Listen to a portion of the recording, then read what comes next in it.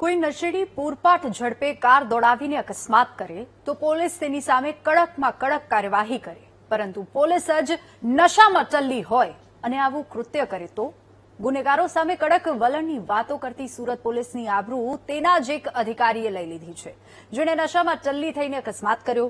કોણ છે આ નશેડી પોલીસકર્મી, આવું જાણીએ।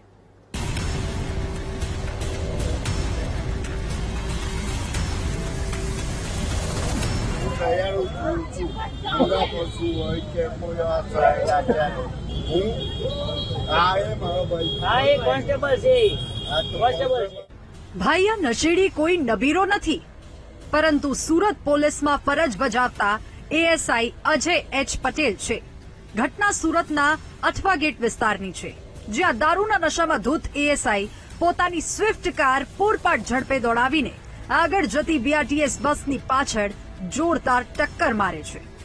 અકસ્માત એટલો ભયાનક હતો કે કારનો આગળના ભાગનો કચ્છરઘાણ નીકળી ગયો હતો।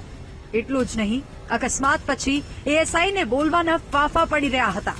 આ ઉપરાંત નશેડીની કારની પાછળની સીટમાંથી વર્દી, બેલ્ટ અને દારૂની બોટલ પણ મળી આવી।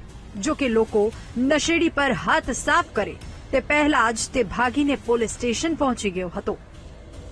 आज एक्सिडेंट थયું તેમાં પોલીસ કર્મી હતા, કોન્સ્ટેબલ હતા, તેમણે પાછળથી બીઆરટીએસ ગાડીને બસને ઠોકેલી છે અને ફૂલ નશાની હાલતમાં હતા તેઓ, અને હજી ગાડીમાં વર્દી પડેલી છે, દારૂની બોટલ પડેલી છે।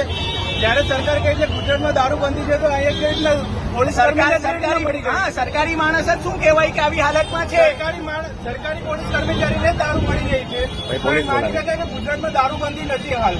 પોલીસને બોલાવી આવી રીતના કેટલું ગંભીર અકસ્માત છે। આજે કોઈ આગળ તમે ગાડીની હાલત આગળથી જોઈ શકો છો, આગળ કોઈ બાઇક વાળા હતા કે કોઈ બીજી ગાડી હતી તો ખતરનાક નુકસાન થશે, જાનહાની થશે। પોલીસને બોલાવી અને પોલીસને બોલાવ્યા અને પોલીસ વાળા ફટાફટ આરોપીને જે પોલીસ કર્મી હતા તેને બિન સિવિલ હોસ્પિટલમાં ખસેડ્યા વગર તરત લઈને જતા રહે। લોકોમાં રોષ છે, કારણ કે લુખ્ખાઓ પર જેની પકડ હોવી જોઈએ તે જ નશામાં ટલ્લી થઈને લુખ્ખાઓ જેવી હરકત કરે છે। આ ઉપરાંત પોલીસે અજય પટેલ સામે અકસ્માત અને પ્રોહિબિશનનો ગુનો નોંધ્યો છે। પોલીસ કાર્યવાહી કેવી કરશે તે તો કહેવું મુશ્કેલ છે, પરંતુ એક વાત ચોક્કસથી કહી શકાય કે એએસઆઈએ ખાખી કલંકિત કરવાનું કામ કર્યું છે। ધ્રુવ સોમપુરા, વીટીવી ન્યૂઝ, સુરત।